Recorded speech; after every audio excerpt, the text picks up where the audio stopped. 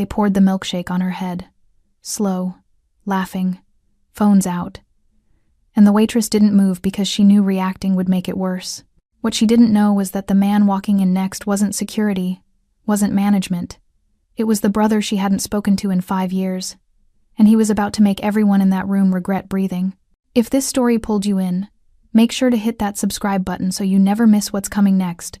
I've got another unforgettable story dropping tomorrow. And while you're here, jump into the comments and tell me where you're watching from. I love seeing our community from all around the world. All right, let's get back into it. The Velvet Lounge was upscale in that deliberately understated way. Exposed brick walls, vintage leather booths, bottles of liquor that cost more than most people's monthly rent glowing like amber jewels behind the mahogany bar. It was the kind of place where Manhattan's aspiring elite came to feel important, to throw money around like confetti, to treat service workers like props in their personal theater. Gabriella had been working there for 6 hours straight. Her feet ached in the required black heels.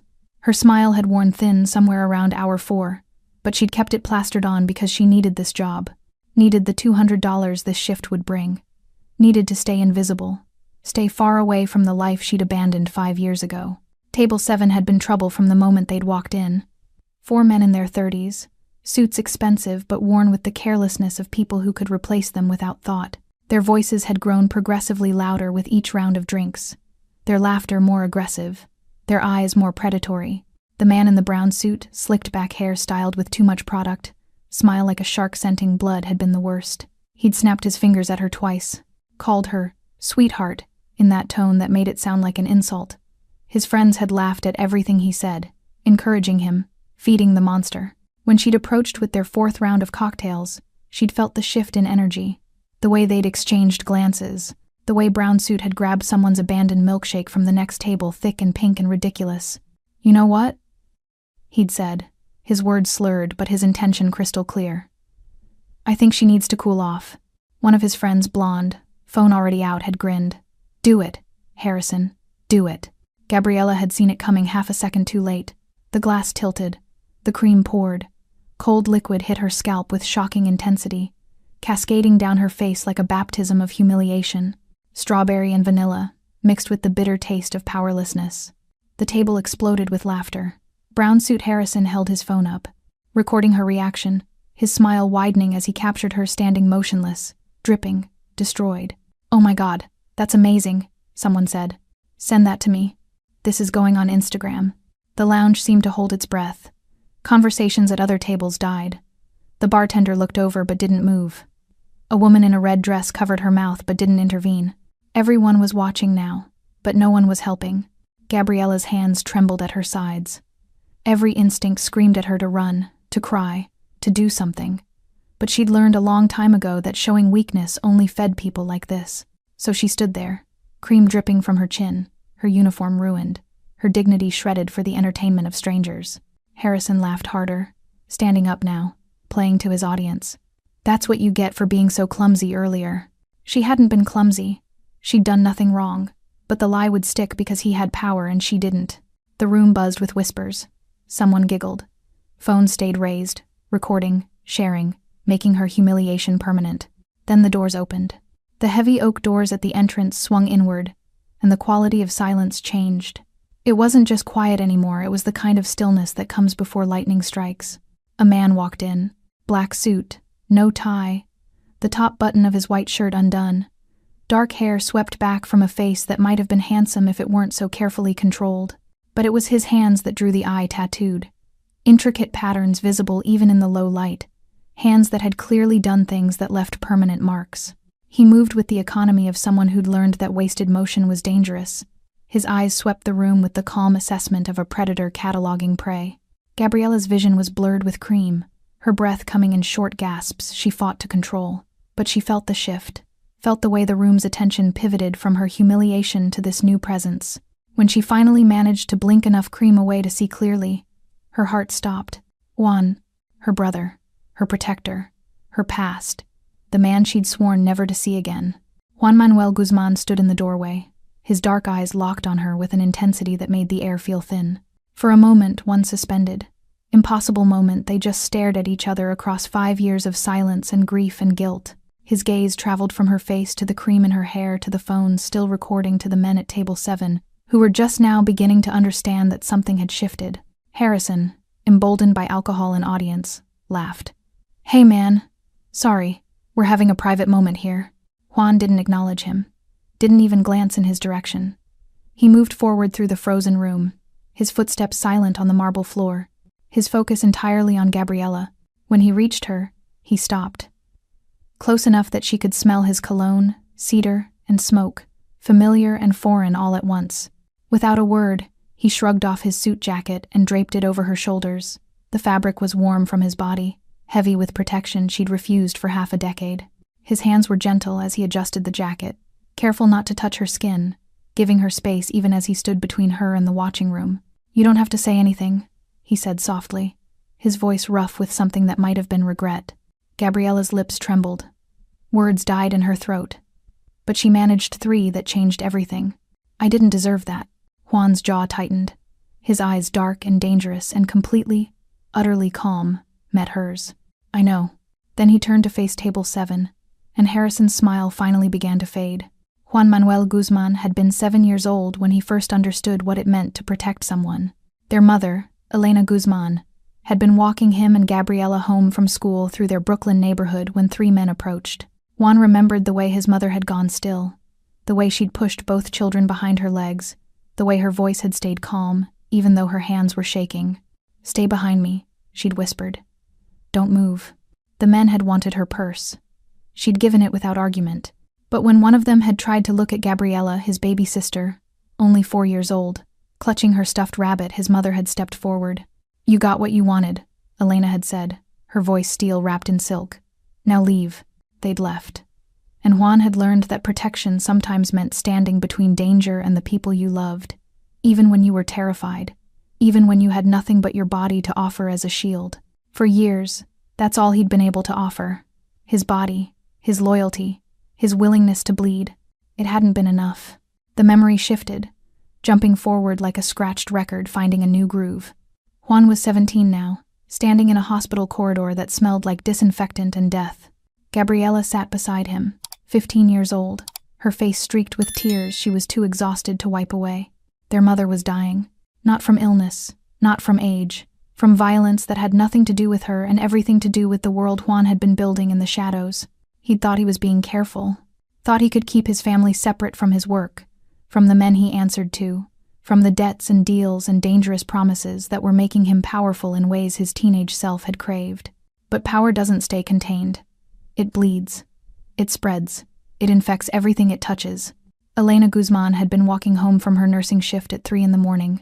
Wrong place, wrong time, wrong enemy who'd wanted to send Juan's boss a message and didn't care who delivered it. The bullets weren't even meant for her. She'd just been there. Collateral damage in a war she didn't know existed. Juan had held her hand while she died, had whispered promises he couldn't keep, had felt her final breath against his palm like a curse. "Take care of your sister," Elena had managed to say, her voice barely audible over the machines that were failing to save her. "Promise me, Juan. Promise me you'll keep her safe." "I promise, Mama. I promise." He'd meant it. God. He'd meant it with every fiber of his teenage heart. But Gabriella had looked at him across their mother's hospital bed, and her eyes had held something worse than grief. They'd held accusation. "This is because of you," she'd said, her voice flat and dead. "Because of what you do. Because of who you work for." "Gabby, don't." She'd stood up, shaking. "Don't apologize. Don't make promises. Don't tell me you'll fix this. You can't fix this. She's dead because of your choices." The words had landed like bullets. Accurate. Devastating. True. Juan had tried everything after that. Had paid for the funeral, the most expensive one he could arrange, as if money could purchase absolution. Had set up a trust fund for Gabriella's education. Had sent messages through mutual friends, left voicemails that went unanswered, written letters that came back unopened. For 5 years, he'd been trying to apologize. For 5 years, Gabriella had refused to hear it. And maybe she'd been right to refuse. Because what could he say? That he was sorry? Sorry didn't resurrect the dead. Sorry didn't undo the choices that had put his mother in harm's way. Sorry was just a word people used when they wanted forgiveness they hadn't earned. So Juan had stopped trying to apologize and started trying to become someone worth forgiving. He'd climbed higher in the organization, had become indispensable, had learned that power, properly wielded, could protect people, could keep them safe in ways his teenage self had never understood. He'd built an empire on the principle that family was untouchable, that the people under his protection stayed protected, that debts were always paid, both the ones he owed and the ones owed to him. But none of it had brought Gabriella back. Until tonight. Juan had come to the Velvet Lounge without bodyguards, without backup, without the armor of his reputation. He'd rehearsed what he would say during the entire drive from his penthouse, had planned every word, every gesture, every possible response to her inevitable rejection. He'd expected her to tell him to leave, expected her to refuse his apology again, expected, maybe, that she'd finally tell him she hated him, which would at least be honest. He hadn't expected to walk in and find her standing in the middle of the room with a milkshake dripping down her face while strangers laughed and recorded her humiliation like it was entertainment. The sight had hit him with physical force. His baby sister, the girl he'd taught to ride a bike, who'd fallen asleep on his shoulder during movie nights, who'd looked at him like he could fix anything reduced to a spectacle for cruel men's amusement. Something had broken inside him in that moment. Or maybe something had finally, terribly aligned. Now, standing with his jacket around her shoulders, Juan felt the familiar weight of purpose settle into his bones. The same purpose that had driven him at 7, at 17, at every age when someone he loved had been threatened. Protection, justice, consequences. Behind him, he heard Harrison clear his throat nervously, heard the scrape of a chair as one of the other men shifted, heard the click of a phone camera still recording. Juan turned slowly. His eyes found Harrison, first the man in the brown suit who was still smiling, but the smile was starting to crack at the edges. "That was just a joke, man," Harrison said, his voice pitched too loud, trying to sound confident. "No harm done, right? We were just having fun." Juan said nothing. He simply looked at Harrison, looked at each of the men at table 7, memorized their faces with the same careful attention he gave to contracts and debts and promises. The silence stretched, became uncomfortable, became frightening. Finally, Juan spoke, his voice quiet enough that only the men at the table could hear. "What's your name?" Harrison's smile faltered completely. "What?" "Your name." Harrison Yates." Juan nodded once, as if confirming something. Then he turned back to Gabriella. "Can I walk you home?" he asked softly. Gabriella's eyes were still wide with shock, with confusion, with the weight of 5 years crashing into this single moment. But she nodded. Juan guided her toward the exit, his hand hovering near her back but not touching, giving her space even as he claimed his right to protect her. As they reached the door, Gabriella finally spoke, her voice barely a whisper. "Why were you here, Juan?" He paused, his hand on the door. When he answered, his voice carried the weight of 5 years of unanswered apologies. "I came to say I'm sorry. I came to beg you to forgive me." He glanced back at the table where 4 men sat frozen. "I came too late." The night air hit Gabriella like a slap. After the warm, suffocating atmosphere of the Velvet Lounge, the cold February wind felt almost violent. She pulled Juan's jacket tighter around her shoulders, the expensive fabric still warm from his body, smelling like cedar and memories she'd tried to bury. Her uniform was ruined. Cream had dried in sticky patches across her chest, her collar stiff and uncomfortable against her skin. Her hair hung in clumps, parts of it still wet, other parts hardening into grotesque sculptures. She could feel it cracking when she moved her head. Juan walked beside her, silent, his presence both familiar and alien. He'd always been tall, but now he seemed to take up more space, not physically larger, but dense with authority, with the weight of someone who'd become exactly what their mother had feared he would become. They walked 3 blocks before Gabriella found her voice. "How did you know where I worked?" Juan's jaw tightened. "I didn't. I was looking for you. I'd tried your old apartment, called people we used to know. Someone mentioned you might be in this neighborhood. The Velvet Lounge was the 5th place I checked tonight." 5th place. He'd been searching for her all evening. "Why?"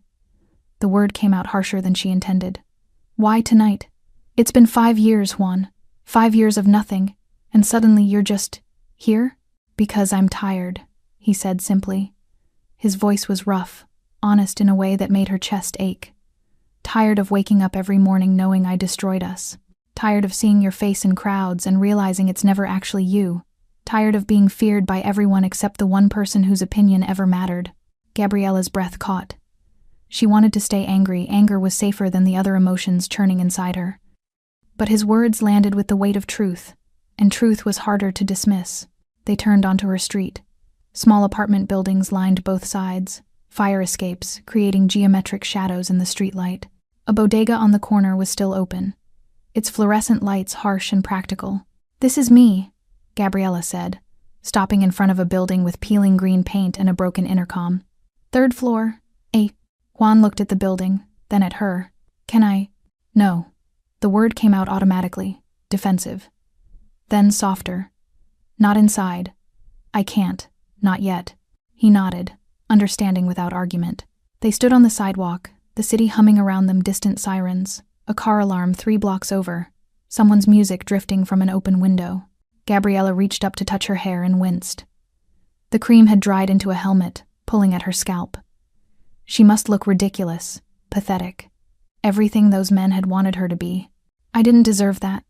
The words escaped before she could stop them, the same words she'd said in the lounge. But now they carried more weight, more history. Juan's eyes found hers, and in the streetlight she could see something dangerous flickering behind his carefully controlled expression. "I know," he said again. But this time he continued, "And they're going to learn that, soon." "Juan, I'm not asking your permission, Gabby." His voice was still quiet, but there was steel underneath. "I'm just telling you what's going to happen." Fear prickled along her spine. Not fear of him. Juan had never once made her afraid for herself. Fear for him. Fear of what he might do. Fear that the brother she'd loved was so far gone into his world that he couldn't see the difference between protection and destruction anymore. "What are you going to do?" she asked. Juan was silent for a long moment. Then, "Nothing you need to worry about. Nothing violent. I'm not that person anymore." "Aren't you?" The question hung between them like a ghost. "Mama died because of violence, Juan. Because of your world. And now you want to drag that world back into my life because some drunk asshole poured a milkshake on me? That's not." Juan stopped himself, took a breath. When he spoke again, his voice was careful, measured. "This isn't about dragging you into my world. This is about making sure my world understands you're protected." "There's a difference." "Is there?" Gabriella's voice cracked. "Because from where I'm standing, it looks the same. It looks like you using your power to solve problems with fear and consequences and whatever else you do now. And maybe those men deserve it. Maybe they're terrible people who've done terrible things. But Mama didn't deserve what happened to her. And you using violence to protect me won't bring her back." The words hit Juan like physical blows. She watched him absorb each one, his face remaining carefully neutral but his hands curling into fists at his sides. "You're right," he said finally. "Nothing I do will bring her back. Nothing I do will undo that night, or change the fact that my choices killed her. I know that, Gabi. I've known that every single day for 5 years." Tears burned in Gabriella's eyes. She'd cried in the lounge, silent tears mixed with cream, invisible in her humiliation. But these tears were different. These were the tears she'd been holding back for 5 years, the grief and anger and love she'd tried to bury under silence and distance. "Then why?" Her voice broke completely now. "Why show up? Why protect me now when you couldn't protect her?" Juan's control finally cracked. His eyes shone with moisture he refused to let fall. "Because I failed once, and I won't fail again. Because you're all I have left of her. Because maybe I can't fix what I destroyed, but I can make damn sure nobody else destroys you." The rawness in his voice undid something in Gabriella's chest. For a moment, they weren't a mafia boss and the sister who'd abandoned him. They were just 2 people who'd lost their mother and didn't know how to exist in the hole she'd left behind. "I don't forgive you," Gabriella whispered. "Not yet. Maybe not ever. I know. But," she pulled his jacket tighter, the weight of it feeling less like a burden and more like shelter. "Thank you. For tonight. For coming when you did." Juan's expression softened slightly. "Can I call you? Tomorrow?" Gabriella hesitated. 5 years of silence screamed at her to say no, to maintain the distance that had kept her safe from his world. But something had shifted tonight, not healed, not resolved, but cracked open just enough to let light through. "Maybe," she said. "Just maybe." It wasn't forgiveness. It wasn't reconciliation.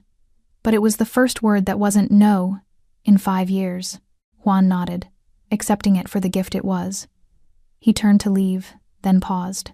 "Those men tonight," he said without looking back. "I meant what I said. They're going to learn. But I promise you no violence, no blood, just consequences." Before Gabriella could respond, he was walking away, disappearing into the night like smoke. She stood on the sidewalk for a long time, his jacket around her shoulders, wondering if there really was a difference between protection and destruction, and wondering why, despite everything, she hoped he was right.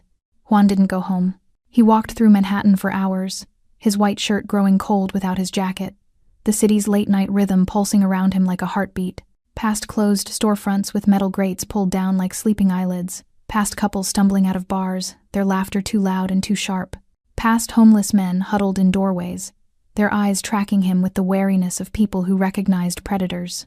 He'd rehearsed his apology for weeks, had written it down, crossed it out, rewritten it, had practiced in mirrors like some lovesick teenager preparing for a first date, had imagined every possible response Gabriella might give, prepared counter-arguments for each rejection, built bridges he'd hoped would span 5 years of silence. "I'm sorry" felt too small for what he'd done. "I love you" felt too presumptuous after abandoning her to grief. "I've changed" was a lie he couldn't quite commit to. So he'd settled on the truth, that he was tired of being estranged from the only family he had left, that he understood if she never forgave him, but that he needed her to know he'd never stop trying to be worthy of forgiveness. The speech had died in his throat the moment he'd seen the milkshake dripping down her face. All those carefully constructed words had evaporated, replaced by something more primitive, more fundamental. The same instinct that had driven him at 7 years old when his mother had pushed him and Gabriella behind her legs: protect, defend, destroy anything that threatens them. Juan found himself on the Brooklyn Bridge as dawn began threatening the eastern horizon.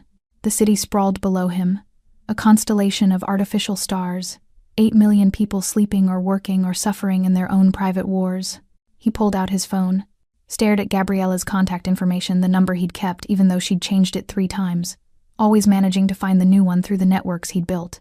He'd never called, never crossed that line, just kept the number like a talisman, proof she still existed somewhere in the world. Now he scrolled past her name to a different contact. "It's early, boss," Rodrigo answered on the second ring, his voice alert despite the hour. Good soldiers never really slept. "I need information on 4 men," Juan said. "They were at the Velvet Lounge tonight, late 20s to mid-30s.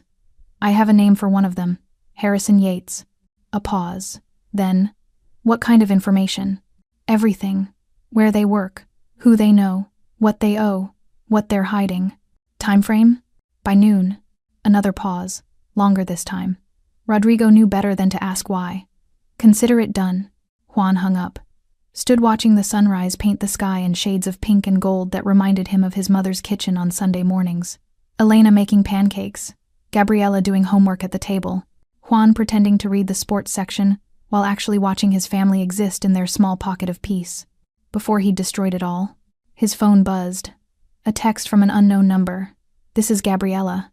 I changed my number again, but I thought you should have it. Don't make me regret this." Juan stared at the message for a full minute, then typed back, "You won't." 3 letters, a promise he intended to keep. By 8 a.m., Juan was in his penthouse office, overlooking Central Park.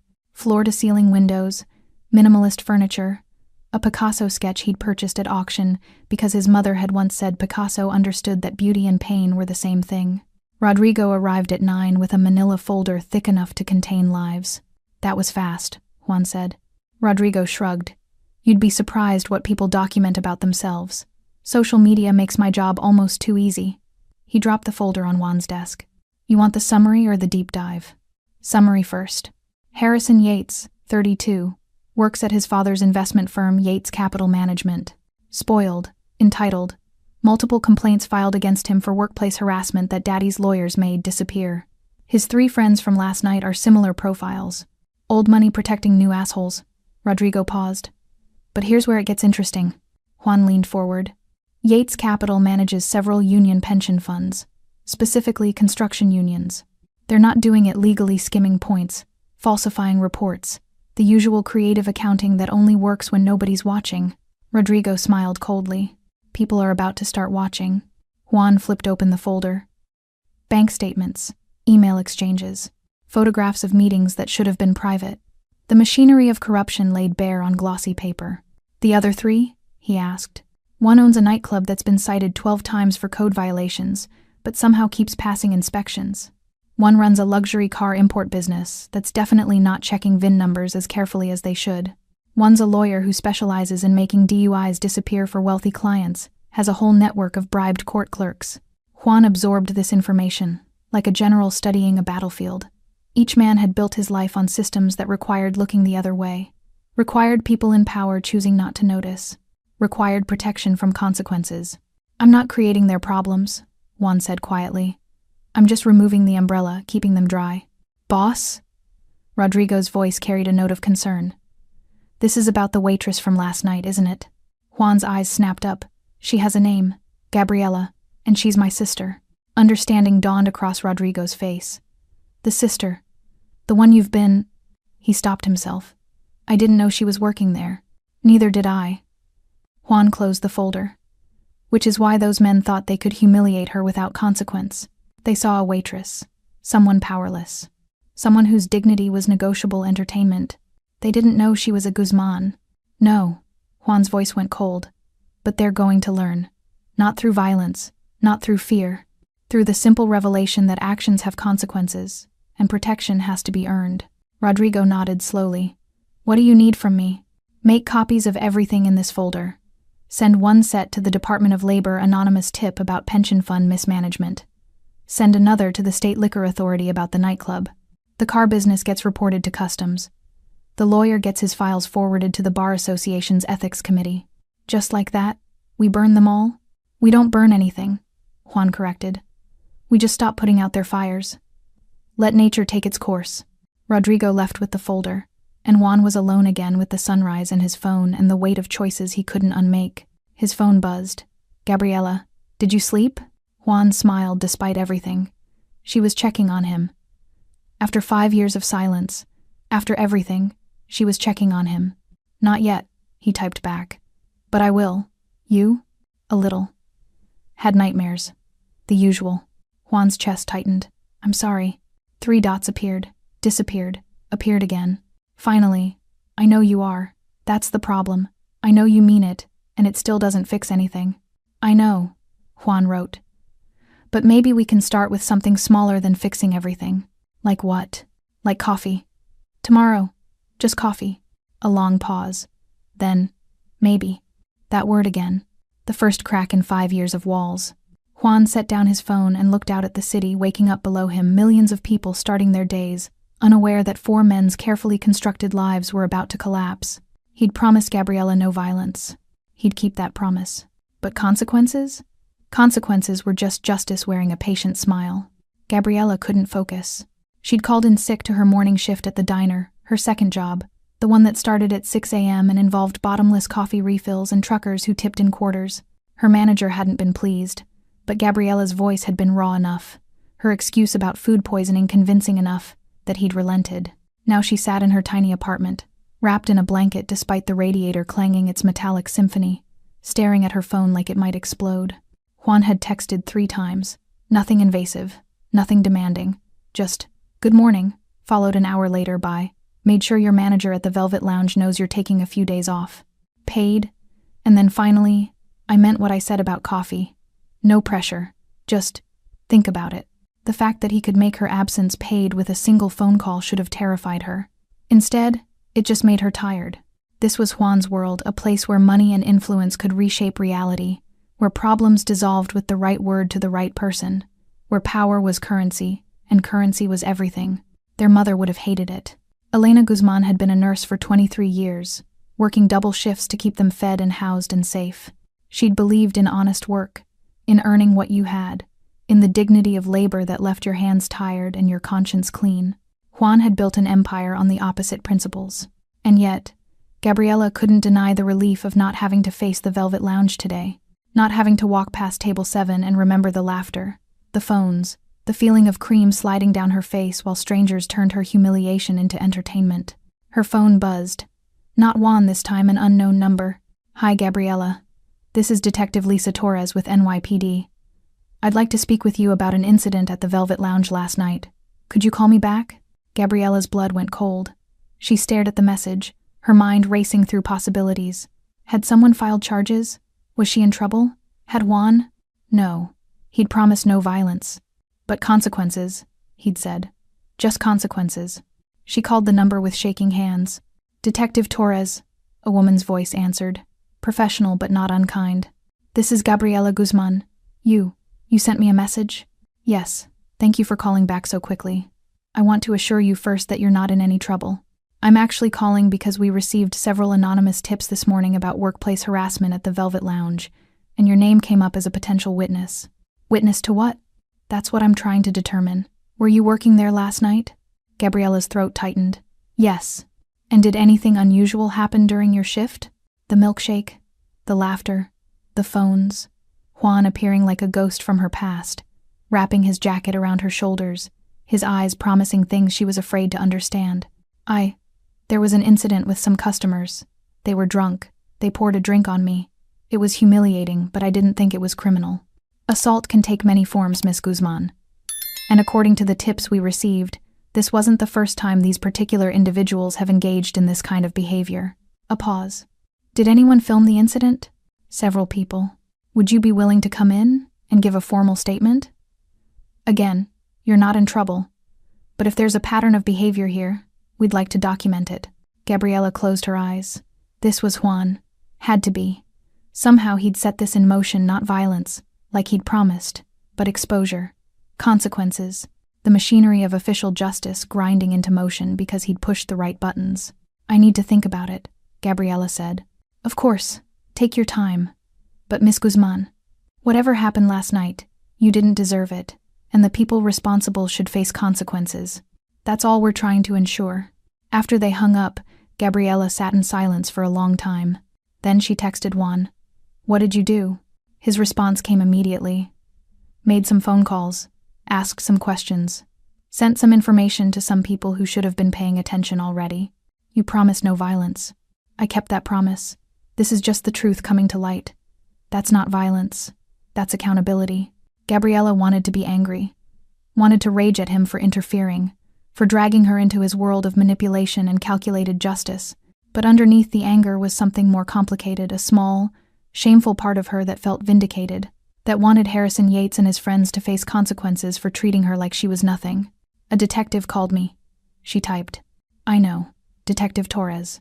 She's good at her job. Fair. She won't pressure you. Whatever you decide to tell her or not tell her is your choice. I just made sure she knew there was something worth investigating. How many other people did you call? Enough. The vagueness of his answer should have been infuriating. Instead, it just felt inevitable. This was who Juan had become, someone who could make phone calls that reshaped reality, who could pull strings invisible to everyone else, who wielded power like a surgeon wielded a scalpel. Precise. Controlled. Devastating. Across the city, in a glass-walled office overlooking Madison Avenue, Harrison Yates was learning what it felt like when protection evaporated. His father had called him at 7 a.m., voice tight with the kind of anger that came from discovering your son had created problems that money couldn't easily solve. The Department of Labor is auditing every pension fund we manage, Richard Yates had said. Every single one. They have documentation that should not exist, email exchanges that should have been deleted, bank records that should have been untraceable. Harrison's hangover had evaporated instantly. Dad, I don't know. I don't care what you know or don't know. What I care about is that you've brought scrutiny onto this firm that we cannot afford. Scrutiny that arrived the morning after you got drunk and decided to humiliate a waitress for your amusement. That was just a joke. I don't care if she was the Queen of England. You made a spectacle of yourself, and now we're being investigated. The lawyers are telling me it's going to take months to untangle this, assuming we can untangle it at all. Harrison had tried calling his friends, tried to compare notes, to figure out what was happening. But they were all dealing with their own catastrophes. Michael's nightclub had been raided at dawn, not for anything violent, just a sudden, aggressive inspection that found every code violation he'd been paying inspectors to ignore for 3 years. Closure notice posted on the door by 9 a.m. Trevor's luxury car business had customs agents going through every import record from the past 18 months, comparing VIN numbers to documentation, finding discrepancies that suggested a very expensive legal problem. And James, the lawyer who'd built a career making inconvenient charges disappear, had received notification that the Bar Association was opening an ethics investigation based on credible allegations of witness tampering and bribery of court officials. 4 men, 4 different problems, all arriving the same morning. All exactly 12 hours after they'd poured a milkshake over a waitress's head. Harrison stared at his phone.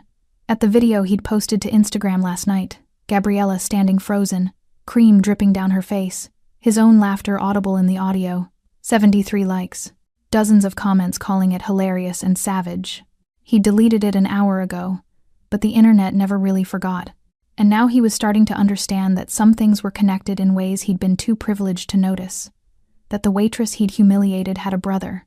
That the brother had walked into the Velvet Lounge with tattoos and a black suit and eyes that had memorized faces. That consequences existed, even for people like Harrison Yates. Especially for people like Harrison Yates.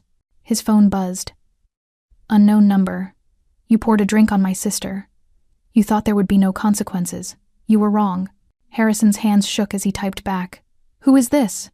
The response came immediately. Someone who remembers. Someone who pays debts. Someone who keeps promises. Then, you don't get forgiveness. The messages stopped, but the investigations didn't. And across the city, Juan Manuel Guzman set down his phone and allowed himself the smallest smile. Not from cruelty, from satisfaction. Justice didn't always come with sirens and handcuffs. Sometimes it came with manila folders and phone calls and the slow, inevitable collapse of houses built on foundations of sand. 3 days after the Milkshake incident, Gabriela met Juan for coffee. She'd chosen the place, a small cafe in Williamsburg, far from both her apartment and the Velvet Lounge, neutral territory where neither of them had ghosts waiting. She arrived 15 minutes early, ordered a black coffee she didn't drink, and watched the door like it might produce either salvation or catastrophe. Juan appeared exactly on time, still in a suit, though this one was charcoal gray instead of black, still carrying himself with that careful control that made people unconsciously step aside. But when he saw her, something in his face softened just for a moment, just enough to remind her of the brother who'd taught her to tie her shoes. You came, he said, sliding into the chair across from her. I said maybe. Maybe turned into yes. I'll take it. He ordered an espresso from the passing waiter, then turned his full attention to her. How are you? The question was so simple, so normal, that it almost broke her. When was the last time someone had asked how she was and actually waited for a real answer? Confused, Gabriela admitted. Detective Torres called me twice more. She's very persistent. She's good at her job. The manager at the Velvet Lounge called too. Said corporate wants to meet with me about the incident. They sounded scared, Juan. Like they thought I was going to sue them or something. They should be scared. They have a liability problem and they're just now realizing it. Gabriela wrapped her hands around her coffee mug, absorbing its warmth. What exactly did you do? And don't give me vague answers about making phone calls. I need to understand. Juan leaned back, considering. When he spoke, his voice was measured, careful. Harrison Yates works for his father's investment firm. They manage union pension funds, construction workers, mostly. Blue-collar people who trust their retirement savings to men in suits who promise to protect them. Okay. Except the Yates family has been skimming those funds for years. Small amounts, hard to detect. But it adds up. Millions of dollars that should be going to workers' retirements are going to offshore accounts instead. Gabriela's stomach turned. And you, what? Reported them? I made sure the right people received information they should have had already. The Department of Labor doesn't need me to tell them how to do their job. They just needed to know where to look. You're saying they were already criminals. You just exposed them. Exactly. Juan's espresso arrived and he took a careful sip. Harrison's friends have similar problems. The nightclub owner has been bribing fire inspectors for years, actual safety violations that put people at risk. The car dealer has been importing stolen vehicles with false documentation. The lawyer has been bribing court clerks to make DUIs disappear. So you destroyed 4 men's lives because they humiliated me? No. Juan's voice sharpened. I removed the protection that was allowing 4 criminals to continue hurting people. There's a difference, Gabi. These men didn't suddenly become criminals because they poured a drink on you. They've always been criminals. They just thought they were untouchable. Gabriela wanted to argue, wanted to find the flaw in his logic, but the truth was complicated and uncomfortable. You're still using your power to punish them. That's still your world, Juan. That's still the thing that killed Mama. Juan flinched. The direct hit landed exactly as she'd intended. You're right, he said quietly. I am using power, but I'm trying to use it differently than I used to. Not for profit, not for territory, for accountability. Is that still wrong? I don't know, Gabriela's voice cracked. I don't know anymore. Part of me wants them to suffer for what they did, for making me feel small and powerless, and like my dignity was negotiable. But another part of me is terrified that this is just the beginning, That your world is swallowing mine again. It's not. I promise you. This ends with them facing consequences for things they actually did. I'm not framing anyone. I'm not creating evidence. I'm just making sure the evidence that already exists gets seen by people who can do something about it. Before Gabriella could respond, her phone buzzed. A news alert. Yates Capital Management under federal investigation for pension fund fraud. She showed Juan the screen. He read it without expression. That was fast, Gabriella said. The Department of Labor moves quickly when they have solid evidence. And they have very solid evidence. Because you gave it to them. Because Harrison Yates documented his own crimes in emails and text messages. I just pointed the investigators toward the documentation. Gabriella set down her phone. Around them, the cafe hummed with normal life students on laptops, couples sharing pastries, a woman reading a novel in the corner, people living in a world where milkshakes were just desserts and consequences were abstract concepts. What happens to them now? She asked. Legally, investigations, audits, probably indictments. Harrison's father will hire expensive lawyers, try to shift blame, maybe succeed partially. The others will face their own reckonings. Michael's nightclub is closed pending a full safety review, which it won't pass. Trevor's car business is being investigated by Customs and the FBI. James is looking at disbarment and possible criminal charges. And you're okay with that? With destroying their lives? Juan's eyes met hers, dark and certain. They destroyed their own lives through their choices. I just made sure those choices caught up with them. And yes, Gabby, I'm okay with that. Because people like them think service workers are disposable. Think consequences are for poor people. Think money makes them untouchable. He paused. They needed to learn they were wrong. Gabriella absorbed this. The logic was sound, even if the methods made her uncomfortable. Harrison Yates and his friends had been criminals hiding behind wealth and privilege. Juan had just torn away the curtain. But there was something else. Something in Juan's voice that made her realize this wasn't just about her. This isn't only about the milkshake, is it? She asked quietly. Juan's jaw tightened. No. It's about every person they've humiliated, every inspector they've bribed, every worker whose pension they've stolen, every safety violation that could have killed someone. The milkshake was just the moment I happened to see it. The moment you happened to see them hurt your sister. Yes, he admitted. That's what made it personal. But it's not what makes it right. What makes it right is that they're actually guilty. I'm not manufacturing justice, Gaby. I'm just facilitating it. Gabriella wanted to believe him. Wanted to believe there was a meaningful difference between vengeance and accountability. Maybe there was. Maybe Juan had found a way to use his power that their mother wouldn't have completely hated. Or maybe she was just rationalizing because part of her wanted Harrison Yates to suffer. The detective wants me to give a statement, Gabriella said. About the milkshake. About Harrison. What are you going to do? I don't know yet. What would you do? Juan smiled sadly. I'm the wrong person to ask. I'm biased. Whatever you decide, I'll support it. If you want to press charges, I'll make sure you have the best lawyer. If you want to walk away and never think about it again, I'll respect that too. Will the investigation stop if I don't cooperate? No, those are separate matters based on financial crimes and safety violations. Your statement would just add context, but it's not required for the other cases. Gabriella nodded slowly. The choice was hers, and somehow that made it harder. When she'd been powerless, the path forward had been clear. Swallow the humiliation, move on, survive. But now she had options, and options required choosing, and choosing required deciding what kind of person she wanted to be. I need time to think, she said. Take all the time you need. They sat in silence for a moment, drinking their respective coffees, two siblings trying to find their way back to each other across 5 years of grief and guilt. Finally, Gabriella asked the question that had been haunting her. Do you think Mama would understand? What you've become. Juan's face transformed with pain. No, I think she'd be disappointed, probably heartbroken. But I also think she'd understand why. She always understood that sometimes you have to make hard choices to protect people. She protected us without becoming what you are. I know. She was better than me. Better than I'll ever be. Juan's voice was raw with honesty. But she's gone, and I'm what's left. I'm trying to be someone she wouldn't be completely ashamed of. Trying to use what I've built for something besides profit. I don't know if it's enough. Probably isn't. But it's all I have to offer. Gabriella reached across the table and took his hand. The first physical contact they'd had in 5 years besides that night at the lounge. His tattoos felt rough under her fingers. Permanent marks of permanent choices. "It's a start," she whispered. "Maybe it's a start." The story broke wide open on day 7. New York Tribune ran it first. Manhattan's elite face reckoning, multiple investigations, target wealthy businessman and associates. By noon, every major outlet had picked it up.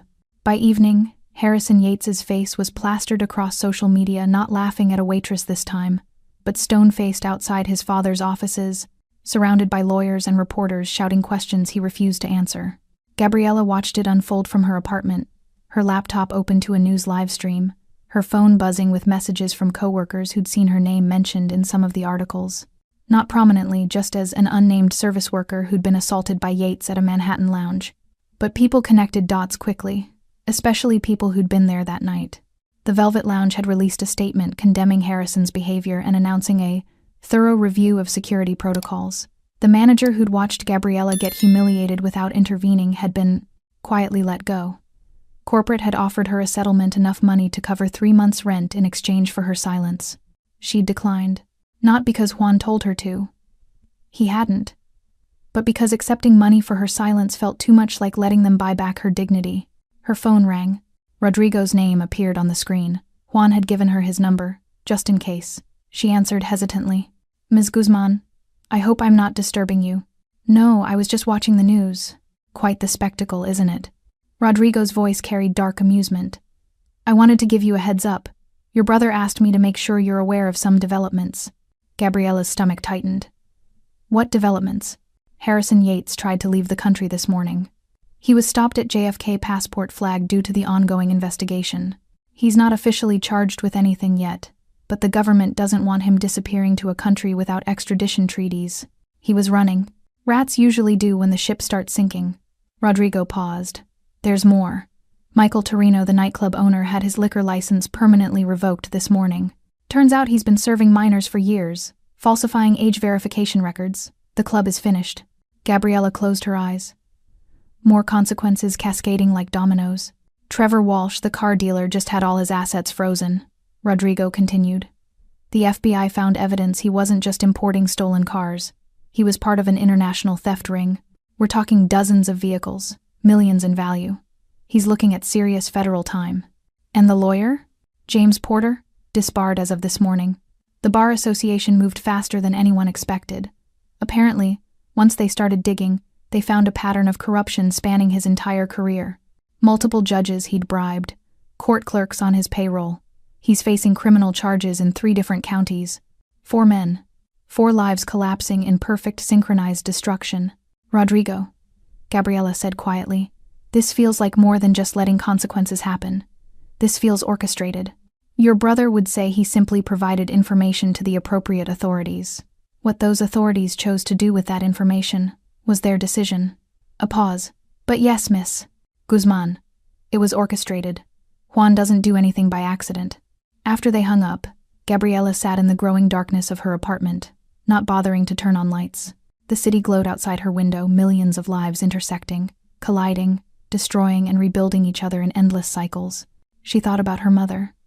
About Elena's hands, always rough from hospital soap, always gentle despite their roughness. About the way she'd taught Gabriella that power didn't come from money or fear, but from knowing who you were and refusing to compromise that knowledge. Juan had compromised everything, had built power on foundations their mother would have rejected. But he was trying, however imperfectly, to use that power differently now. Was that redemption? Or just guilt wearing a more attractive mask? Her phone buzzed again. "Juan this time. Can I come over? I know it's late, but I think we should talk." Gabriella stared at the message. For 5 years, she'd kept him out of her physical space, maintained the last boundary between his world and hers. Letting him in felt dangerous, permanent. But maybe that's what healing required. Danger, permanence, the willingness to let the past exist in the present, instead of pretending they could stay separated forever. "3rd floor, apartment 3C, she typed back. He arrived 20 minutes later. No suit this time, just jeans and a black shirt, tattoos fully visible on his forearms, looking more like the brother she remembered, and less like the legend he'd become. Gabriella let him in without speaking. Her apartment was small, shabby, honest, everything Juan's penthouse probably wasn't. Secondhand furniture, books stacked on the floor because she didn't have enough shelves. A kitchen with mismatched dishes and a refrigerator covered in takeout menus. Nice place, Juan said, and it didn't sound sarcastic. It's mine. That matters. He nodded, understanding. Can we sit? They sat at her small kitchen table, the same table where she'd eaten breakfast alone for 5 years, and Juan finally said what he'd come to say. The news is everywhere now. Harrison's father is throwing money at lawyers, trying to contain it, but you can't contain truth once it's out there. The Department of Labor has charged Yates Capital with fraud, embezzlement, and racketeering. Harrison specifically is facing 23 counts. 23. Gabriella's voice was hollow. He didn't just steal from one pension fund. He stole from 15. Workers from construction, transportation, utilities, people who can't afford to lose their retirement savings. He stole their futures because he wanted a bigger yacht. And now he's paying for it. Yes, Juan's eyes were steady, certain. But there's something else you need to know. Something that's going to hit the news tomorrow. Gabriella braced herself. People are talking, Juan continued. About you. About what happened at the Velvet Lounge. Someone leaked the video, not the one Harrison posted, a different one from another angle. It shows everything. The milkshake, your face, the laughter, and then me walking in. Gabriella's blood went cold. Juan. It's going viral. People are calling it Karma's brother and Mafia justice. His voice was tight. They're connecting you to me. They're figuring out who I am. What I do. Meaning what? Meaning the city is starting to remember the name Guzman, and they're learning what happens when you hurt a Guzman. Gabriella stood abruptly, pacing her small kitchen. This is exactly what I was afraid of. Your world swallowing mine. Now everyone will know I'm your sister. They'll treat me differently. Look at me differently. I'll never just be Gabriella again. Juan remained seated, letting her pace, letting her anger fill the space. When she finally stopped, he spoke carefully. You're right. I can't undo that. Can't make people forget. But maybe that's not entirely bad. How is people knowing I'm connected to a mafia boss not bad? Because people also know now that you're protected, that you're not someone they can humiliate without consequences. Is that really worse than being invisible? Gabriella wanted to argue, but the question hit deeper than she expected. For years, she'd cultivated invisibility, believing it kept her safe. But invisibility meant people could pour milkshakes on her head without fear, meant her dignity was negotiable. Maybe visibility, even dangerous visibility, was a different kind of safety. The video shows me walking in, Juan continued. Shows me giving you my jacket. Shows me looking at Harrison like I'm memorizing him. People are calling it the look of death. He smiled grimly. They're not entirely wrong. You promised no violence. And I kept that promise. But I never promised not to let people understand what it means to cross the Guzman family. Gabriella sank back into her chair. So what happens now? Now? The investigations continue. The charges multiply. And the city learns a quiet rule that's been forgotten. Some families remember. Some families protect their own. And some debts always get paid. Even 5 years later. Especially 5 years later. Juan's voice softened. I failed you once, Gabi. Failed to protect you from grief, from loss, from my own choices. I won't fail again. And anyone who hurts you will learn what I've spent 5 years building the power to teach them. It should have terrified her. Maybe it did. A little. But underneath the fear was something else, something that felt dangerously like relief. She wasn't alone anymore. Wasn't invisible. Wasn't powerless. She was a Guzman. And the city was remembering what that meant. Harrison Yates requested the meeting on day 12. His lawyer made the call to a number that shouldn't have existed, to a man who shouldn't have been reachable, asking for 15 minutes of Juan Manuel Guzman's time. The desperation in the request was palpable even through professional language and legal jargon. Juan agreed immediately. He chose the location, a private room in a restaurant he owned in Tribeca. Upscale but not ostentatious. The kind of place where quiet conversations happened and nobody asked questions. Rodrigo wanted to come as security. Juan refused. This isn't a negotiation, he told Rodrigo. It's a reckoning. I don't need backup for that. Gabriella had asked him not to do anything he'd regret. He'd promised he wouldn't. But regret was subjective, and justice had its own requirements. Harrison arrived exactly on time, flanked by his lawyer, an older man with silver hair and expensive cologne, who'd probably defended plenty of monsters. But even he looked uncertain as they were led to the private room where Juan waited. Juan sat at the head of a table set for 3, though no food had been ordered. The room was small, windowless, soundproofed. Whatever was said here would stay here. Harrison looked different than he had at the Velvet Lounge. The arrogance had been stripped away, leaving something raw and frightened underneath. His suit was still expensive but wrinkled, like he'd slept in it. Dark circles shadowed his eyes. "Mr. Guzman," the lawyer began. "We appreciate you taking this meeting." Juan held up one hand. The lawyer stopped mid-sentence. "You can leave," Juan said to the lawyer. "This conversation is between me and Mr. Yates. I don't care what you think. This is my restaurant. My meeting. My terms." Juan's voice remained quiet, conversational.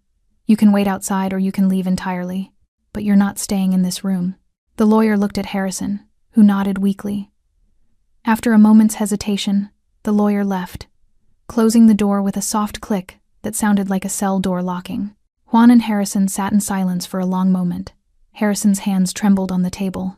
He tried to hide it by clasping them together. "I know who you are now," Harrison said finally. "I know what you are. I know that Waitress Gabriella is your sister." "Good. That means we can skip the introductions. I came here to apologize, to beg for you to call off whatever you've done. My father's firm is collapsing. My friends' lives are destroyed. The federal charges alone could put me away for 20 years. Harrison's voice cracked. "Please. I made a mistake. I was drunk. I didn't know who she was." Juan leaned back in his chair, studying Harrison like an entomologist examining an insect. "You think that matters? That you didn't know who she was?" "I just meant, you meant that if you'd known she had protection, you wouldn't have humiliated her. That her dignity only mattered if she was connected to someone powerful." Juan's voice hardened. "That's exactly the problem, Mr. Yates. You think consequences are negotiable based on who people know. That's not what You poured a milkshake on my sister's head. Slowly, deliberately, while your friends filmed it for entertainment. You turned her humiliation into content." Juan leaned forward. "But here's what you still don't understand.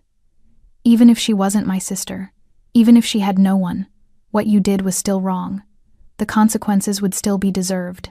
"I'm sorry," Harrison whispered. "I'm so sorry." "Are you sorry for what you did? Or sorry that it caught up with you?" Harrison didn't answer. Couldn't answer. Because they both knew the truth. Juan continued, his voice measured and precise. 5 years ago, my mother died. She was a nurse, worked double shifts, never hurt anyone in her life. She died because of my world, my choices, my failures. I've spent 5 years trying to figure out how to live with that guilt. I don't understand what that has to. My sister blamed me, rightfully. She walked away from me because loving me meant accepting the violence that my life created. She chose safety over family. She chose to be invisible because visibility in my world gets people killed." Juan's hands were perfectly still on the table, but his eyes burned with something cold and absolute. "Then you came along. You saw a woman you thought was powerless, invisible, someone whose dignity didn't matter, and you destroyed it for fun. Mr. Guzman, please. I buried my mother because of violence I caused. I lost my sister because of the world I built. I've spent 5 years learning that some debts can never be repaid, that some apologies mean nothing, that guilt doesn't grant absolution." Juan's voice dropped to barely above a whisper. "You poured a drink on my sister and laughed. You filmed her humiliation and shared it. You treated her like she was nothing. I know. And You don't get forgiveness, Mr. Yates. You don't get to apologize your way out of consequences. You stole from workers' pension funds. You helped your friends hide their crimes. You built your life on the assumption that wealth meant immunity." Juan stood slowly. "The federal charges against you are real. The evidence is real. The consequences are real. I didn't create your crimes.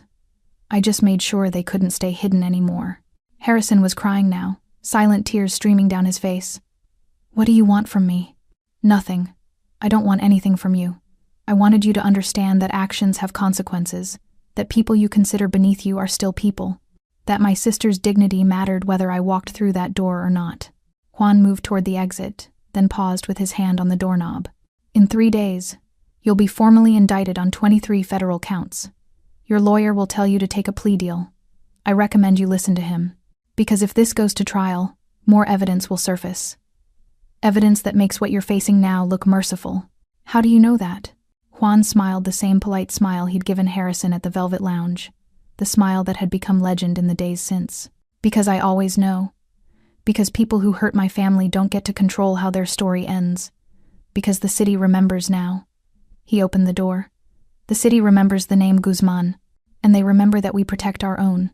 Juan left Harrison sitting alone in the soundproofed room, crying into his expensive suit, finally understanding that some consequences couldn't be bought off, negotiated away, or apologized into forgiveness. Outside, Rodrigo waited with the car. "How did it go?" he asked. Juan slid into the back seat, suddenly exhausted. He asked for forgiveness. I told him no. "Good. Is it?" Juan stared out the window at the city rushing past. "I kept my promise to Gabi. No violence, just truth and consequences. But I still feel like I'm becoming exactly what Mama feared I'd become." Rodrigo was quiet for a moment. Then, "Your mother feared you'd become someone who hurt innocent people for power. You just became someone who hurts guilty people for justice. Maybe that's different enough to matter." Juan hoped so. God, he hoped so. But hope and certainty were different things. And certainty was what the Guzman family dealt in now. Gabriela stood outside the police precinct for 15 minutes before finally walking through the doors. Detective Torres had been patient, had told her there was no pressure, had emphasized repeatedly that giving a statement was Gabriela's choice. But the video had gone viral, millions of views, endless commentary, strangers dissecting her humiliation frame by frame, and silence felt less like safety and more like surrender. She'd told Juan she was coming. He'd offered to accompany her. She'd declined. Some things had to be done alone, and reclaiming her voice was one of them. The precinct smelled like coffee and old paperwork. Detective Torres met her in the lobby, a woman in her 40s with kind eyes and the posture of someone who'd seen too much but refused to become cynical. "Ms. Guzman, thank you for coming in." They sat in a small interview room. A recorder on the table, a box of tissues within reach. Torres explained the process, how the statement would be used, how it would remain part of the official record, how Gabriela could stop at any time. "I want to be clear," Torres said. "The federal charges against Harrison Yates don't depend on your statement. Those are based on financial crimes. But if you want to file assault charges for what happened at the Velvet Lounge, your testimony would be important." "Would it matter?" Gabriela asked. "Would it actually change anything?" "It would add context. It would show a pattern of behavior. And it would put on record that what happened to you was wrong, regardless of any other charges." Gabriela thought about her mother.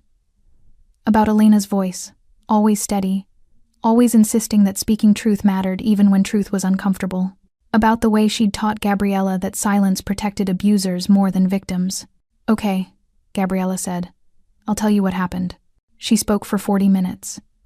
Described the Velvet Lounge, the men at table 7, Harrison's smile as he tilted the milkshake, the cold liquid hitting her scalp, the laughter, the phones, the feeling of being reduced to entertainment, to a joke, to nothing. Torres listened without interrupting, occasionally making notes, her expression carefully neutral but her eyes reflecting something that looked like anger. When Gabriela finished, Torres stopped the recorder. "That's assault," she said simply. "What he did to you is legally assault. You have every right to press charges. Will he face additional consequences? Hard to say. With the federal charges he's already facing, a misdemeanor assault charge might seem minor, but it would be on his record, and it would be official acknowledgement that what he did was criminal, not just rude." Gabriela considered this. The practical part of her brain said Harrison was already facing 20 years in federal prison. Adding a misdemeanor charge was meaningless. But another part, the part that still felt cream drying in her hair, wanted official recognition that her dignity had mattered. "I want to press charges," she said. Torres nodded, unsurprised. "I'll start the paperwork. You'll need to come back to sign the formal complaint, probably next week." As Gabriela stood to leave, Torres added, "For what it's worth, I've been doing this job for 18 years. I've seen a lot of powerful men get away with a lot of terrible things because their victims were too afraid or too tired to fight back. What you're doing matters, not just for you, for everyone who's ever been treated like they don't matter." Gabriela's throat tightened. "My brother says consequences should be inevitable, not negotiable." "Your brother sounds like he understands justice better than most lawyers I know." Outside the precinct, Gabriela found Juan waiting despite her telling him not to come.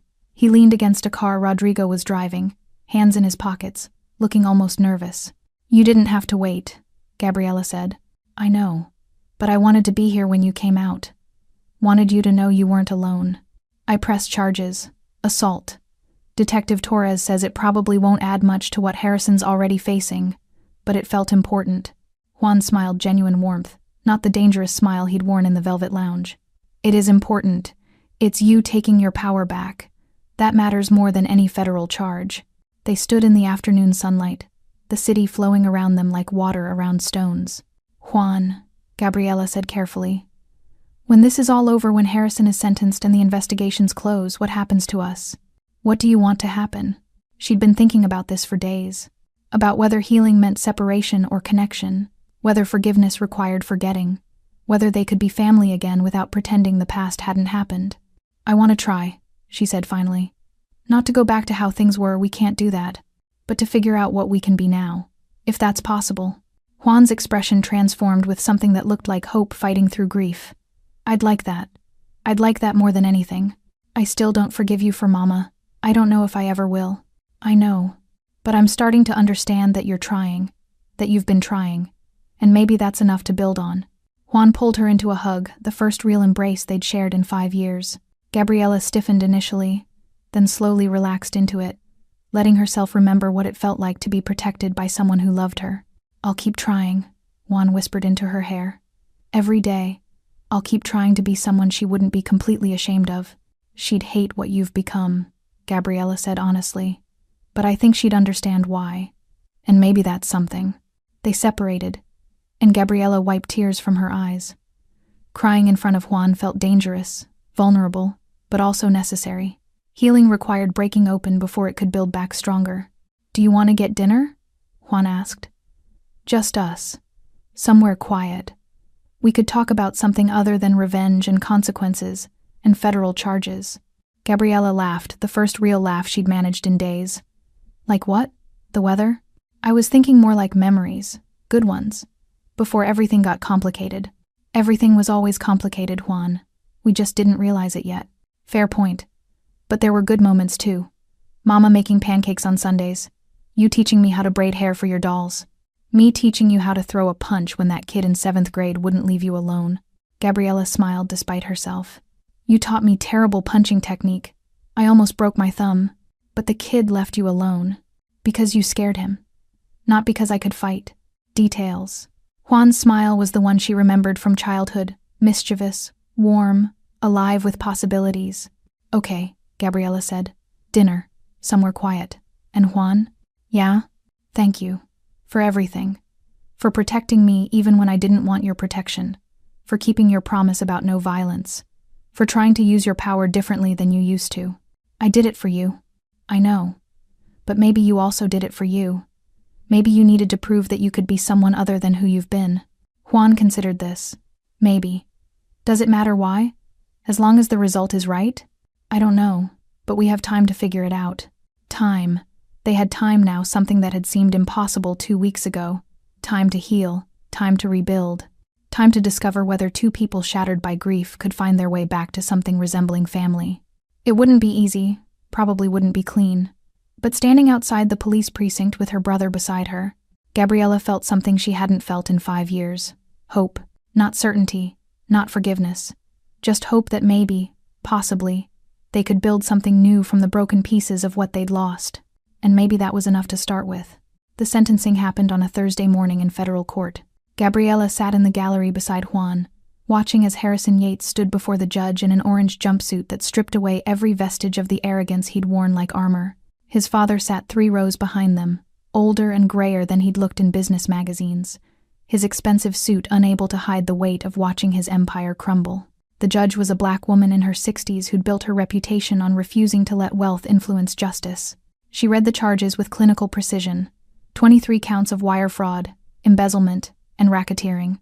Then she read the sentence, 18 years in federal prison, restitution of $47 million to the defrauded pension funds, permanent ban from working in financial services. Harrison didn't react, just stood there, hollow, already gone. His friends had been sentenced weeks earlier. Michael Torino got 6 years for the nightclub violations turned out serving alcohol to minors while bribing inspectors was taken seriously when federal investigators actually looked. Trevor Walsh was facing 25 years for the car theft ring. James Porter had taken a plea deal 10 years, disbarment, cooperation with ongoing investigations into judicial corruption. 4 men who'd thought consequences were negotiable had learned differently. As they left the courthouse, reporters swarmed, Cameras flashed. Questions were shouted about the Guzman family, about Mafia justice, about whether this was revenge or accountability. Juan ignored them all. He simply kept walking, one hand hovering near Gabriela's back, protective but not controlling, present but not possessive. They found refuge in a small park 2 blocks away. Cherry blossoms were blooming early, painting the world in shades of pink that seemed almost offensively beautiful given everything that had happened. "How do you feel?" Juan asked. Gabriela considered the question seriously. Not satisfied, not happy, just settled, like a debt got paid that I didn't know I was carrying. That's all justice ever really is, not satisfaction, just the settling of accounts. They sat on a bench beneath the cherry blossoms, watching the city move around them. Gabriela had given her notice at both jobs, not because she didn't need to work, but because she'd decided to go back to school. Nursing, like her mother. Juan had offered to pay for it. She'd accepted, but only as a loan she intended to repay. Some gifts were too tangled to refuse, but some boundaries still mattered. "The video's still out there," Gabriela said. "Millions of people saw me at my worst moment. That doesn't go away just because Harrison got sentenced. No. But now when people see it, they also see what came after. They see that actions have consequences, that dignity matters, that the Guzman name means protection, not just power." Gabriela looked at her brother, really looked at him. The tattoos, the expensive clothes, the careful control that never quite masked the guilt underneath. He'd built an empire on principles their mother would have rejected, but he was trying, however imperfectly, to use that empire for something beyond profit.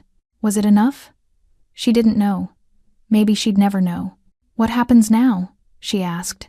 "Harrison's in prison. His friends are facing their consequences. The city knows our name again. Where does that leave us?"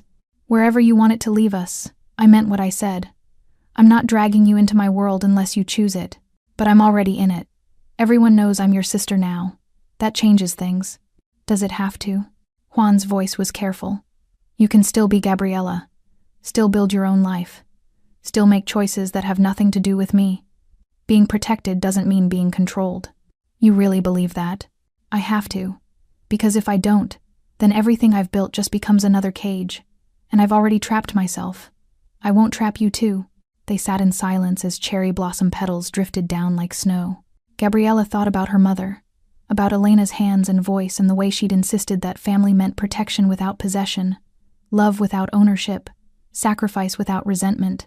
Juan had failed at that once, was failing less now. Maybe that was growth. Maybe that was enough. "I'm going to visit Mama's grave tomorrow," Gabriela said. "Want to come?"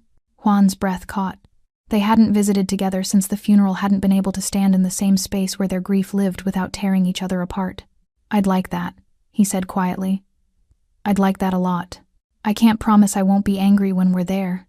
Can't promise I won't blame you all over again. I know. I deserve that. But maybe we need to stand there together. Maybe we need to tell her what happened, what we've become. See if we can live with her memory looking at us." Juan nodded, unable to speak around the emotion closing his throat. They stood to leave, and as they walked through the park, a man approached. Middle-aged, construction clothes, rough hands. He stopped them hesitantly. "Are you Juan Guzman?" he asked. Juan tensed immediately, but Gabriela saw no threat in the man's posture, just exhaustion and something that looked like gratitude. "I am. My pension fund, I'm one of the guys Yates stole from. Construction Local 447. They told us today we're getting our money back. All of it, plus interest, because the federal government is making restitution a priority." The man's voice shook. "That's my retirement, man. That's my kids' college fund. That's everything. And if someone hadn't exposed what Yates was doing, we'd have lost it all." Juan didn't know what to say. He'd exposed Yates for Gabriela, for revenge disguised as justice. The pension funds had been convenient evidence, not the motivation, but this man didn't need to know that. "I'm glad you're getting your money back," Juan said simply. "People are saying you're the one who brought it all down, that you're the reason Yates is in prison. I just wanted to say thank you. Whatever your reasons, whatever you did, thank you." The man left before Juan could respond. Gabriela watched her brother's face transform with something complicated, shame and pride and confusion all mixed together. "You did that," she said. "However it started, however it was motivated, you saved that man's retirement. You helped all those workers get their money back. I did it for you. I know, but the consequences went further than me. That's what power does, Juan. It ripples. You used yours for something good, even if that wasn't your primary intention. They walked in silence until they reached Rodrigo's car. Before getting in, Juan turned to Gabriela. Do you think Mama would understand? He asked. Not forgive. I know I don't deserve that. But understand why I became this. Why I used the power I built the way I did. Gabriela thought about her mother's face, about Elena's insistence that every choice mattered, that people were defined not by their worst moments but by what they did after them. I think she'd be heartbroken at what you've become, Gabriela said honestly. But I also think she'd see that you're trying, that you used your power to protect me when I needed it, that you kept your promise about no violence, that you're not as lost as you could be. She took his hand, and I think she'd tell you the same thing she always told us. Tomorrow is a chance to be better than today, so be better tomorrow. Juan squeezed her hand, and for the first time in 5 years, Gabriela felt like they might actually become family again. Not the family they'd been that was gone, destroyed the night their mother died, but something new, something built on honest grief and imperfect protection, and the understanding that love didn't erase mistakes but could coexist with them. The city spread before them, 8 million stories intersecting in endless complexity. Somewhere in that vastness, Harrison Yates sat in a cell learning that consequences were real. His friends faced their own reckonings. Workers' pension funds were being restored. A rule was being relearned. You don't humiliate the Guzman family. Not because they're feared, though they are. Not because they're powerful, though they are that too. But because they remember. Because they protect their own. Because some debts always get paid, and some wrongs demand consequences that can't be negotiated away. Juan Manuel Guzman had failed his sister once, had let his world destroy their mother, had spent 5 years building power from guilt and grief. Now he'd used that power for protection instead of profit. It wasn't redemption, wasn't absolution, but it was a start. And sometimes, a start was everything. Thanks for staying with this story right till the final moment. You're the reason these stories come alive. If you're ready for another powerful journey, just tap the next video on your screen. And before you go, leave a quick comment and rate this story from 1 to 10. I'm excited to see your thoughts and connect with you down there.